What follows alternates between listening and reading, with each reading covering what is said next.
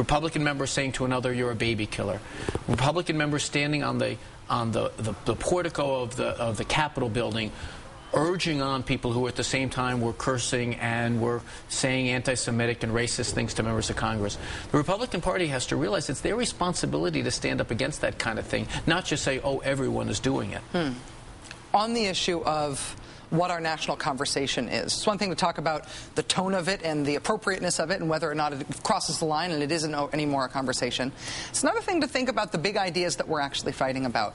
A lot of conservative friends that I have, Republican friends that I have, and I do have conservative and Republican friends, have been saying to me for a long time, what we want is a big picture, big ideas debate between liberal and conservative, Democrat and Republican on the role of government. Because Republicans think that is an argument that they will always win with the American people, that government is best which governs least, and that big government is something that all Americans are afraid of.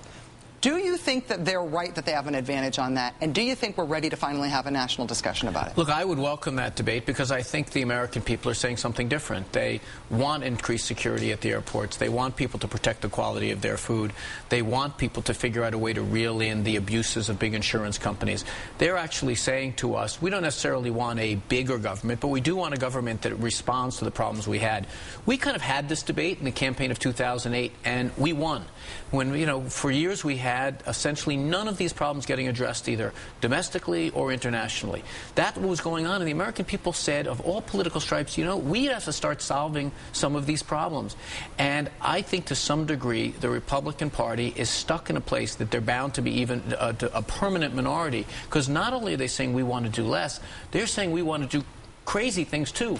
You know, they've got this radical fringe element that's tugging them away from doing anything to solve problems. I think the abiding thing the American people want is problem solving. We're trying to solve problems on health care. We're trying to solve problems on the economy. We're trying to solve problems on student loans and on foreclosures. And the other guys are simply saying, no, we're not going to do any of that stuff, and we're not going to help you even with one vote on trying to get that done.